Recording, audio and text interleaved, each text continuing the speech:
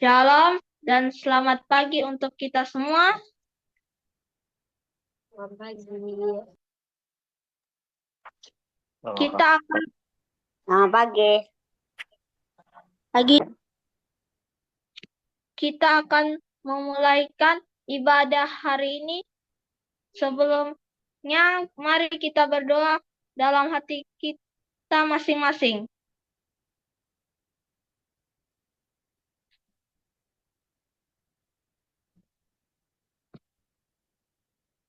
Kita akan menyanyikan lagu buka, lagu Sion nomor 332, Masyurkanlah Yesus.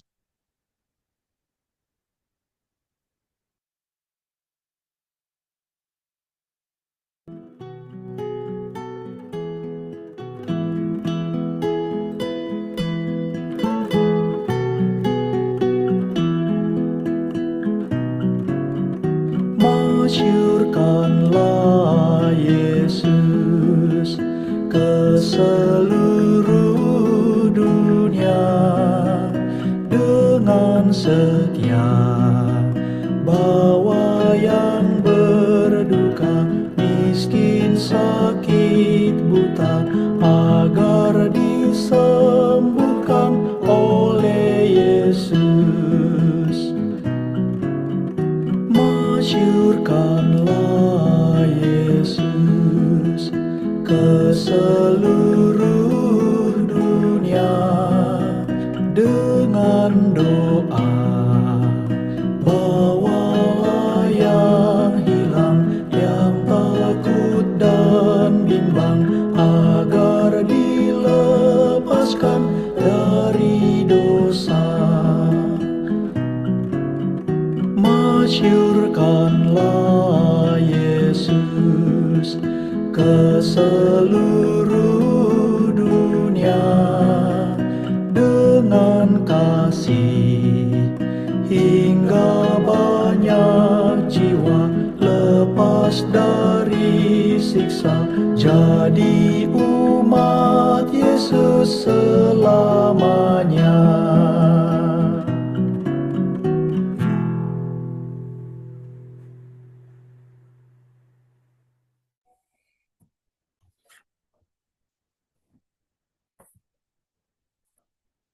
Doa buka akan dibawakan oleh Ariela Simatupang. Mari kita berdoa. Bapa kami yang di surga, terima kasih untuk hari ini, terima kasih untuk berkat-Mu. Pada hari ini kami memulai worship kami, tolong kirimkan Roh Kudus-Mu supaya kami bisa duduk manis dan mengerti firman-Mu. Tuhan, terima kasih. Tuhan, dalam nama Yesus kami berdoa, amin.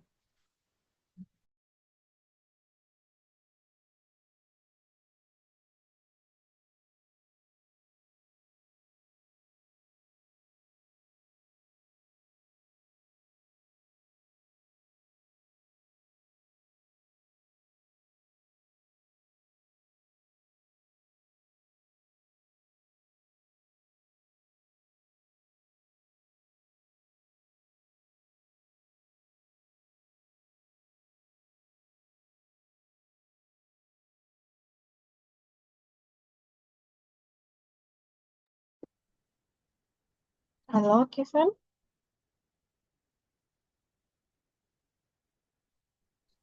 Maaf, ada ngelek sedikit. Lagu pujian akan dibawakan oleh Wycliffe Putra dan Maurena Nelwan. Kami persilakan.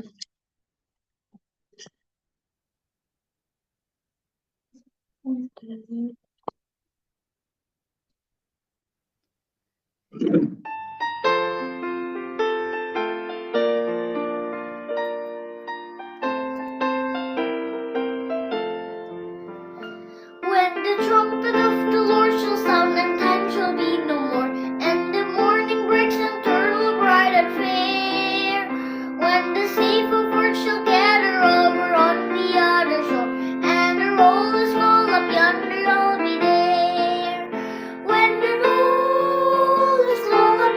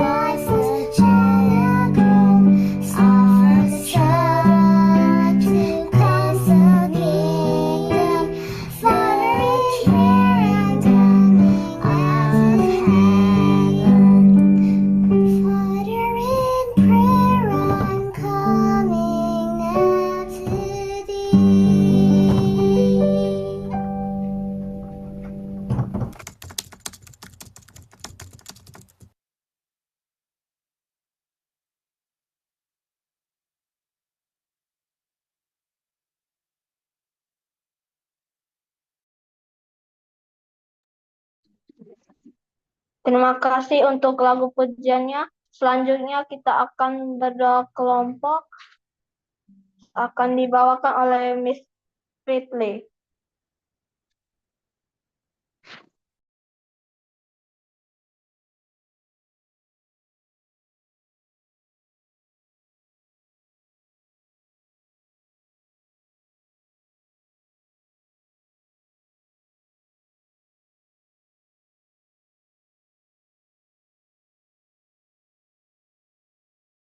Oke, terima kasih Kiven.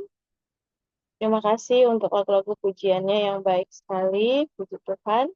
Dan sekarang kita akan berdoa kelompok. Tapi sebelum kita doa kelompok, kita akan mendoakan teman-teman yang ulang tahun minggu kemarin ya. Jadi ada Ariana, ada uh, Kimberly, ada siapa? Sorry, sebentar. Ada Naomi, kemudian eh, oh ya, 3 ya. Ada Naomi, Arin, dan Kimberly yang ulang tahun minggu kemarin. Naomi kayaknya nggak join ya. Jadi di sini ada Ariana, ada Kim. Ada yang kalian mau Miss doakan khusus?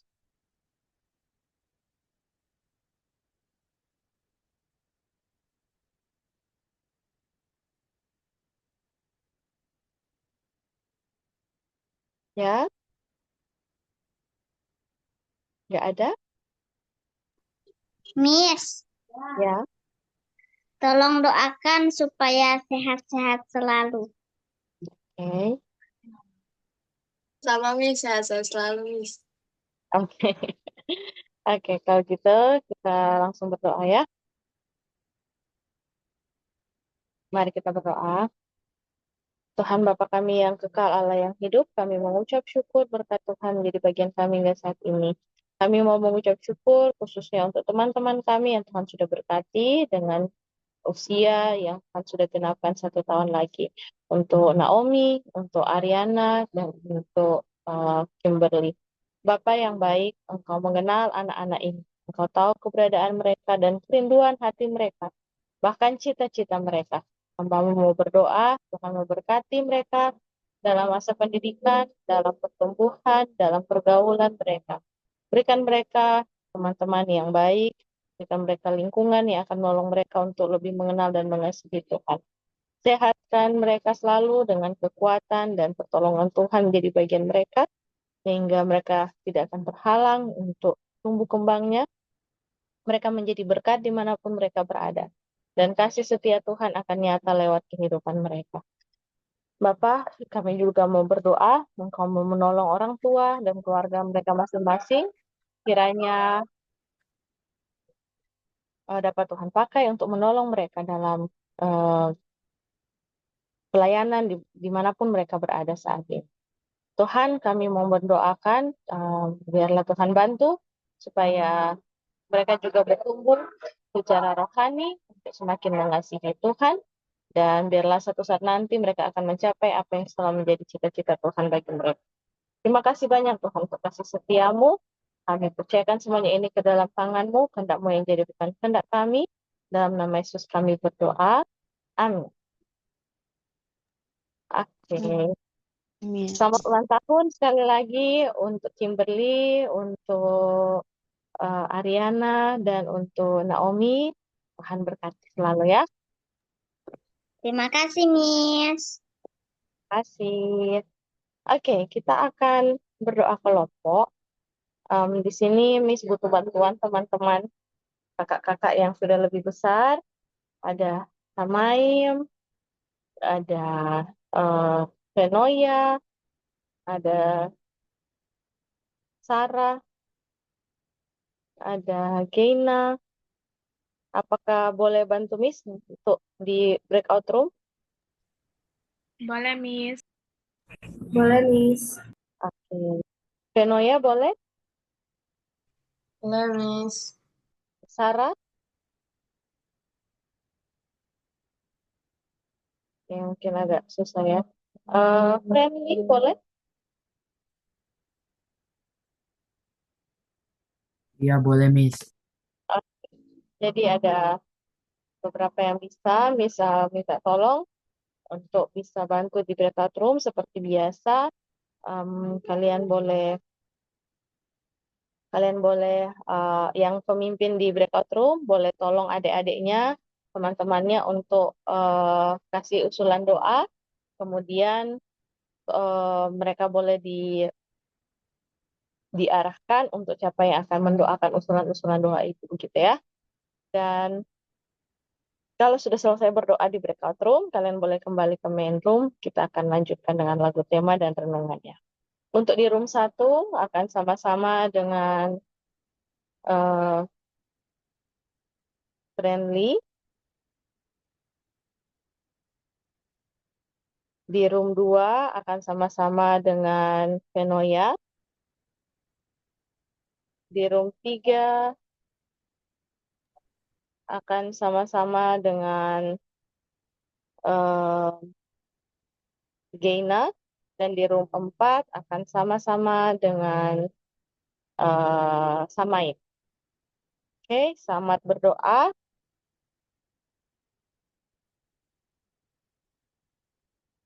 Sampai ketemu setelah doa ya.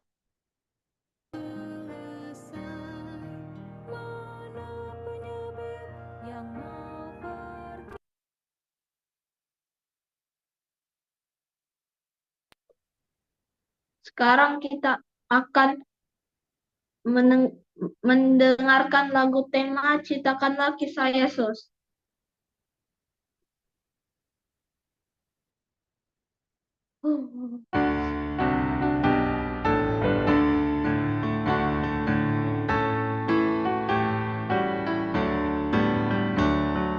Ceritakanlah kisah Yesus, ukirlah dalam hati,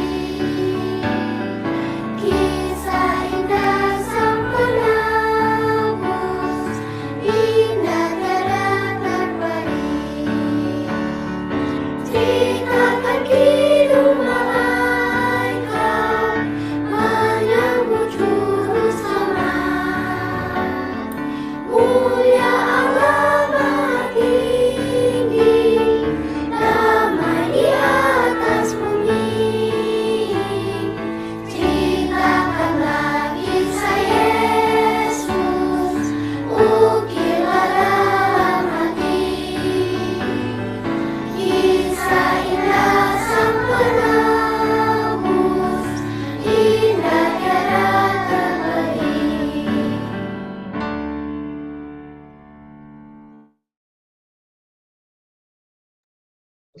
Sekarang kita akan mendengarkan renungan firman Tuhan akan dibawakan oleh Miss Ridley. Judul Matius Lewi pasal 28 buku kerinduan segala zaman. Kami persilakan. Oke, terima kasih Kiven. Sekali lagi, halo semua, selamat pagi. Juga di bagian Indonesia Timur, selamat siang. Suara Miss kedengaran jelas? Kedengaran, Miss? Kedengaran, Miss. Oke. Ngaran. Puji Tuhan, kita sekarang sudah sampai di pasal 28 ya, di bab 28 dari buku Kerinduan Segala Zaman. Dan tadi sudah dibacakan, judulnya adalah tentang Matius, orang Lewi. Nah, sebelum kita langsung baca ayatnya, kita akan berdoa dulu. Mari kita berdoa. Tuhan yang baik, kami kembali memohon penyertaan-Mu sepanjang pelajaran ini. Kami akan belajar bersama, biar dari firman-Mu, biarlah Roh Kudus akan menolong kami, menuntun kami untuk mengerti. Terima kasih banyak Tuhan, dalam nama Yesus kami berdoa. Amin. Oke. Nah, sekarang kita akan membaca dari Alkitab, Matius pasal 9, ayat 9 sampai 13. Oke? Kelihatan ya? Matius pasal 9 ayat 9 sampai 13. Miss butuh 5 orang untuk gantian membaca ayat-ayat ini. Oke, yang sudah siap silakan langsung. Setelah Yesus pergi dari situ, ia melihat seorang yang bernama Matius duduk di rumah cukai. Lalu ia berkata kepadanya, "Ikutlah aku." Maka berdirilah Matius lalu mengikuti dia. Kemudian ketika Yesus di rumah Matius, datanglah banyak pemungut cukai dan orang berdosa dan makan bersama-sama dengan dia dan murid-muridnya.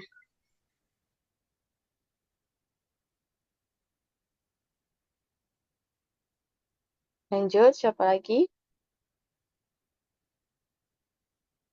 Rebeka. Pada waktu orang Farisi melihat hal itu, berkatalah mereka kepada murid-murid Yesus, "Mengapa gurumu makan bersama-sama dengan pemungut cukai dan orang berdosa?"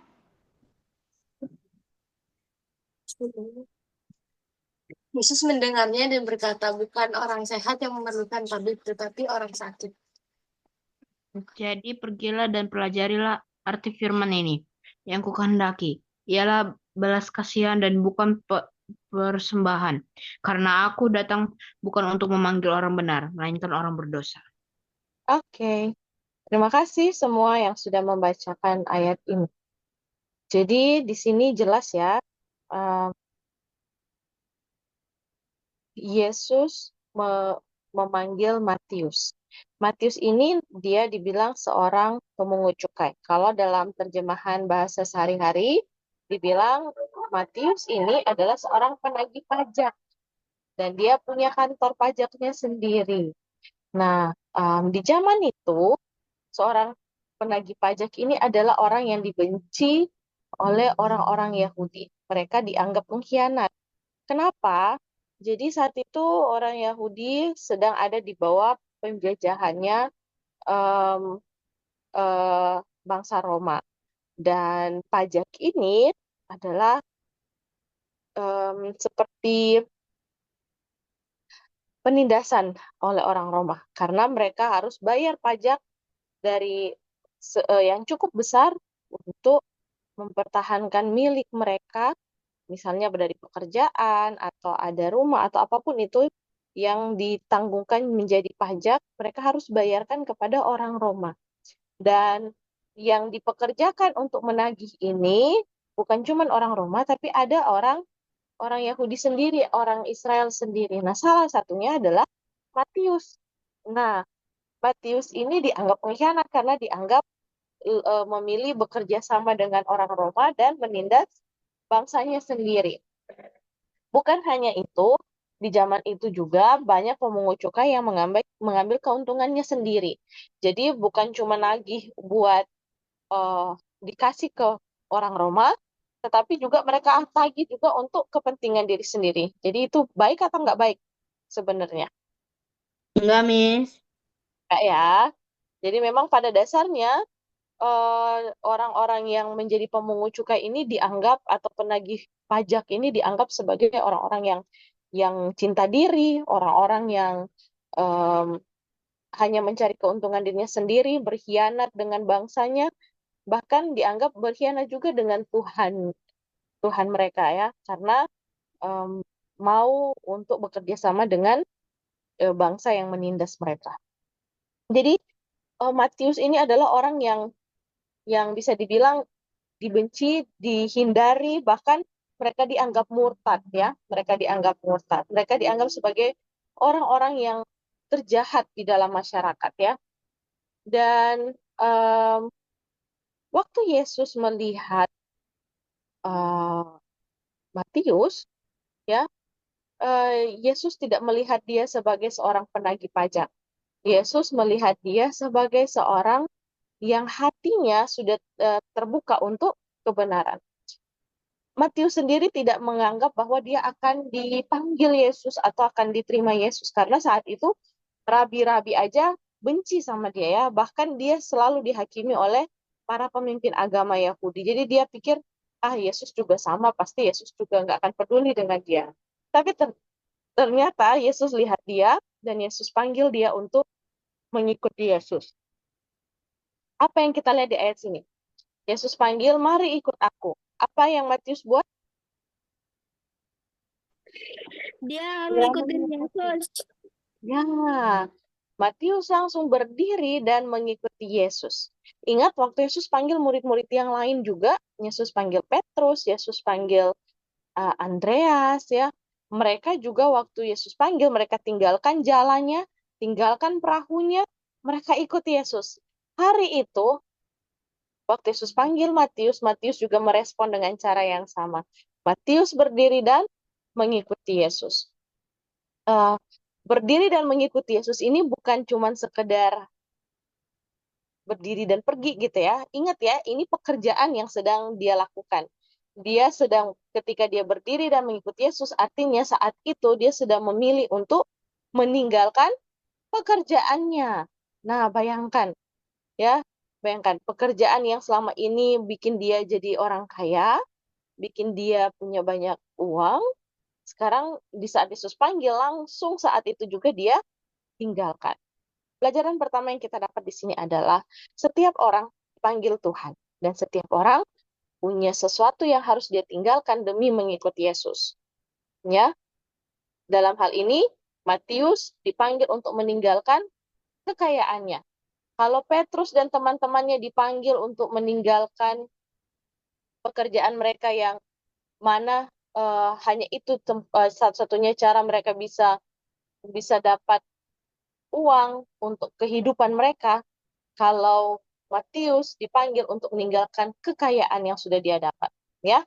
Jadi setiap orang mau kaya, mau miskin, semua sama-sama dipanggil Tuhan. Dan kekayaan ataupun kebutuhan memenuhi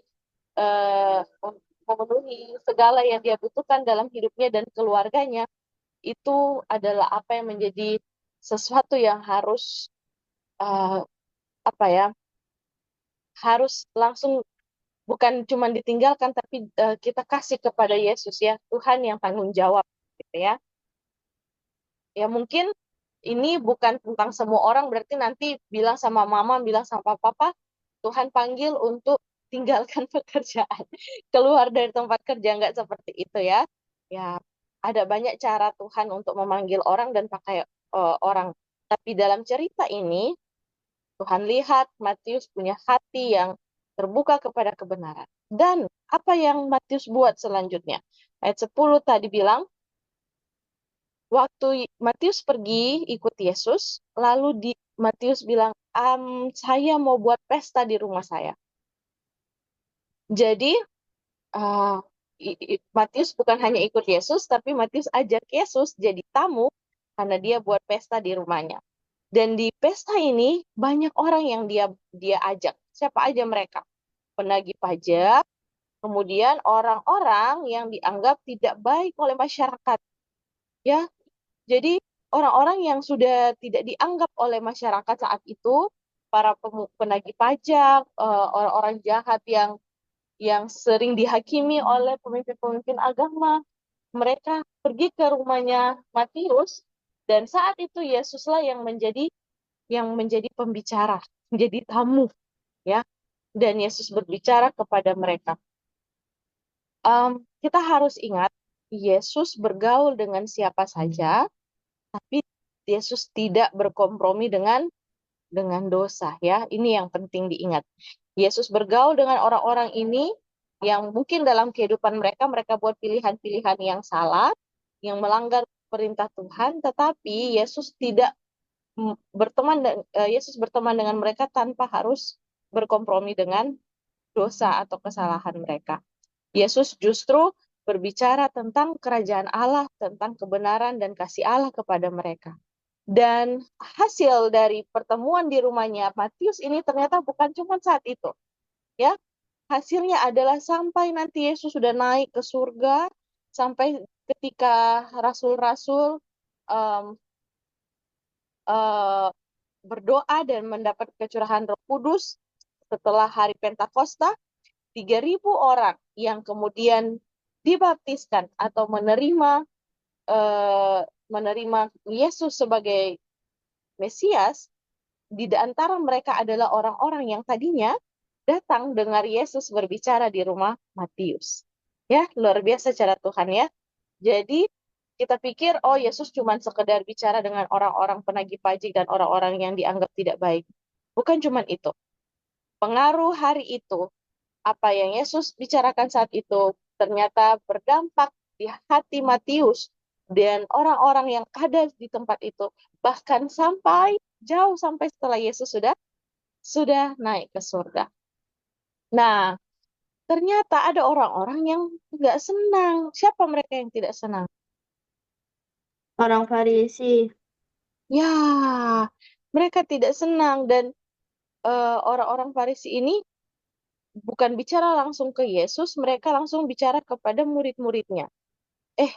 Kenapa gurumu itu makan dengan penagih pajak dan orang-orang yang tidak baik? Nah, tujuan orang-orang Farisi ini adalah supaya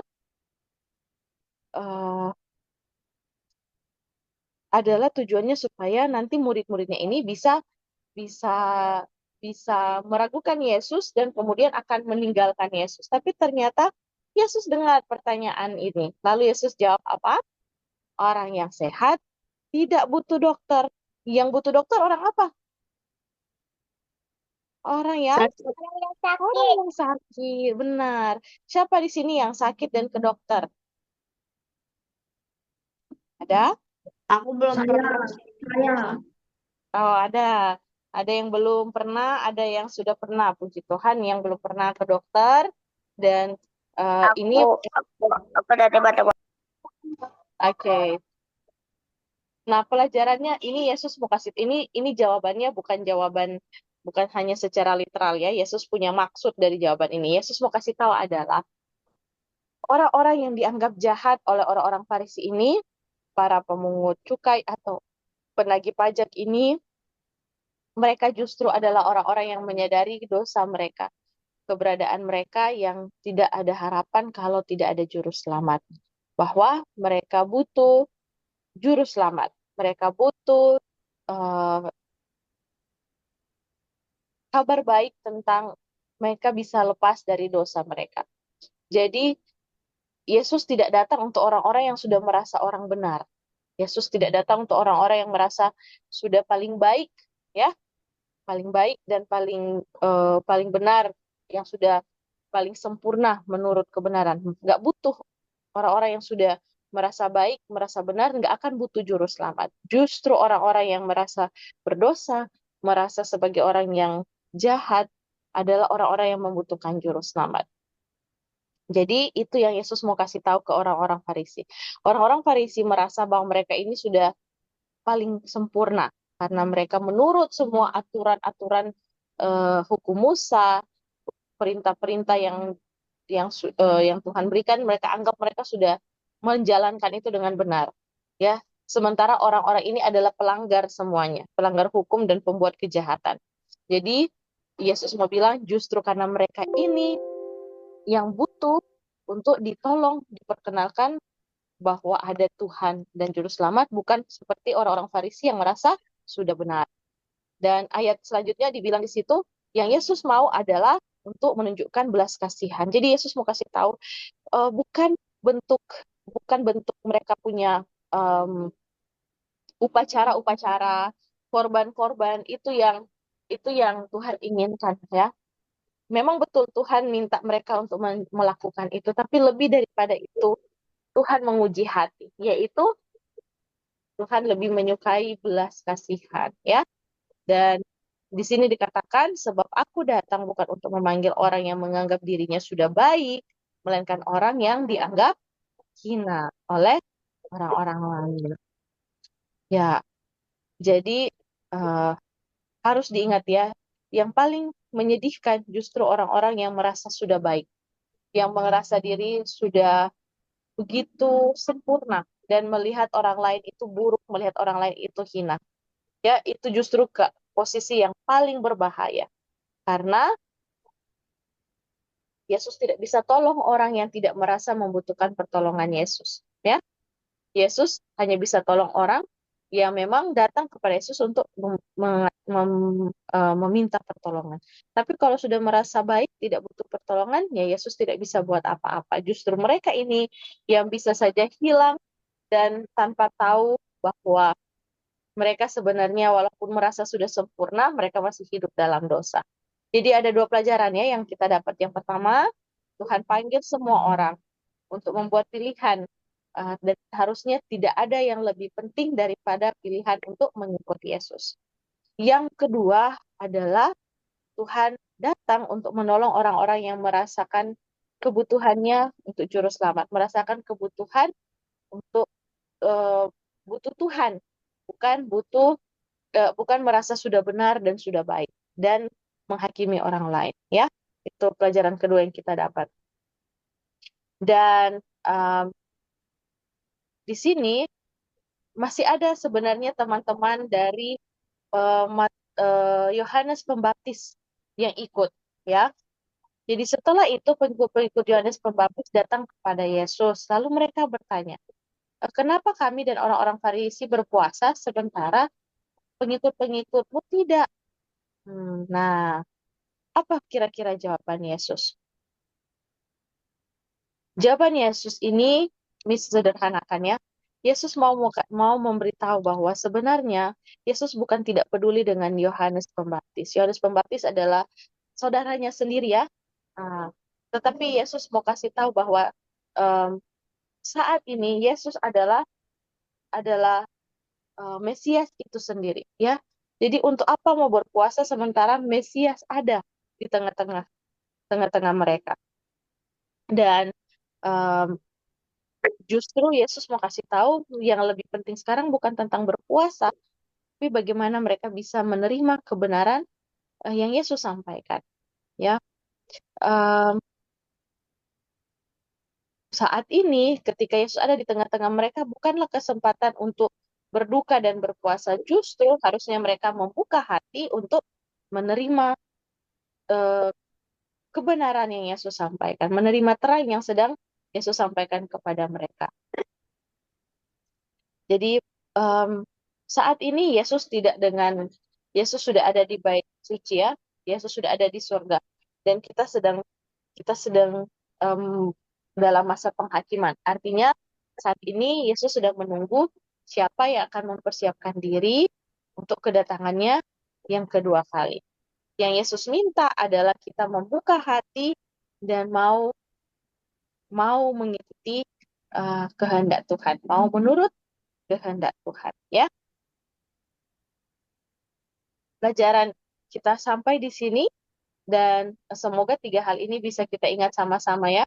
Yang pertama, Tuhan memanggil setiap orang ya, setiap orang yang hatinya terbuka kepada kebenaran dan setiap orang akan harus bisa siap untuk membuat pilihan mengikut Tuhan dan meninggalkan apapun itu yang menghalanginya datang kepada Tuhan.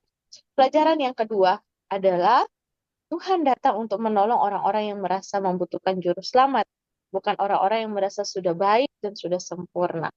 Jadi kita butuh Yesus, kita butuh juru selamat karena kita sadar keberadaan kita yang masih berdosa. Pelajaran yang ketiga yang kita dapat adalah saat ini Tuhan menginginkan kita untuk bersiap bagi kedatangannya yang kedua kali.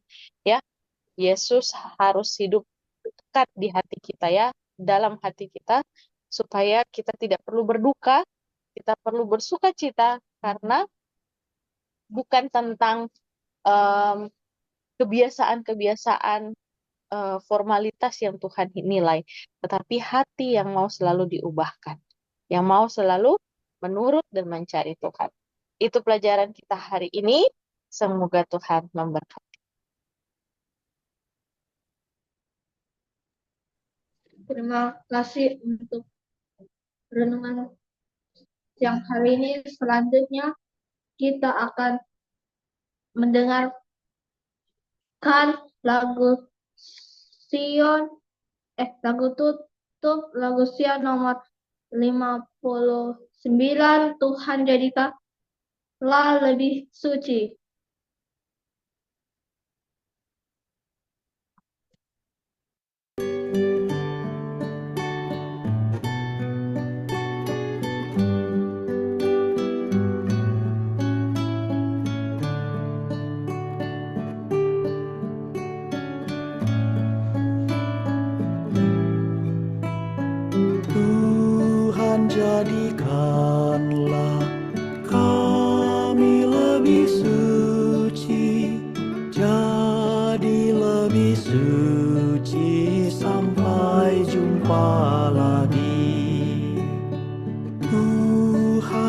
jadikanlah kami lebih setia, jadi lebih setia sampai jumpa lagi. Tuhan, jadikanlah kami rendah hati, lebih rendah hati sampai jumpa lagi. Tuhan, jadikanlah kami lebih kasih, lebih mengasihi sampai jumpa lagi. Seperti Tuhan Yesus, sampai jumpa lagi.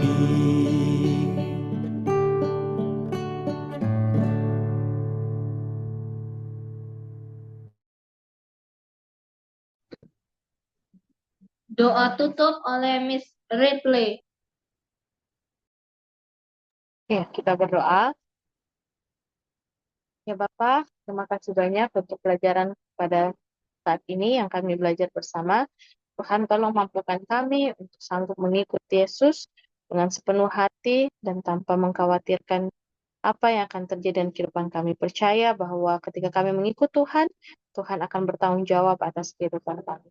Terima kasih juga sudah ingatkan kami bahwa kami butuh menyadari keberadaan kami yang penuh dosa, sehingga kami dapat mencari Tuhan karena Yesus datang untuk menolong orang-orang yang berdosa, dan biarlah kami ingat bahwa Engkau datang dengan kasih dan Engkau mau menyelamatkan kami semua. Tolong kami juga supaya kami bisa bersiap dalam menantikan kedatangan Tuhan yang kedua. Bapak, kami mohon berkat-Mu untuk semua anak-anak ini, baik yang sempat hadir maupun yang tidak sempat hadir, karena berhalangan, baik karena sakit ataupun halangan lainnya. Tuhan tolong tetap memberkati dimanapun mereka berada, sertai dan lindungi mereka selalu. Kami serahkan kehidupan kami sepanjang hari ini dan seterusnya ke dalam tangan Tuhan. Terpujilah Engkau, dalam nama Yesus kami berdoa. Amin.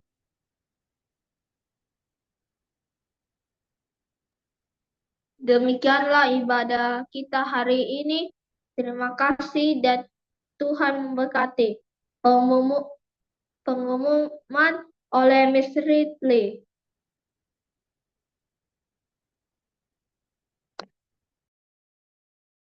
Oke, terima kasih Ivan, terima kasih Wycliffe dan Efrata yang sudah siapkan lagu pujian, juga Maureen dan Adi yang sudah bawakan lagu pujian dengan baik sekali. Terima kasih juga Ariela yang tadi sudah pimpin doa buka, dan semua yang sudah mengikuti Weekly Online Worship hari ini. Misalkan bacakan yang akan mengambil bagian untuk Senin depan. Senin depan memang itu sudah libur ya, libur puasa. Tapi kita tetap ada WOW ya. Kita tetap ada ibadah. Jadi minggu depan, tanggal 3 Maret, Yafet MC. Boleh Yafet, doa buka oleh Chloe. Lagu pujian oleh Waislin dan Arin Ariela. Yang akan membawakan renungan adalah Terlena.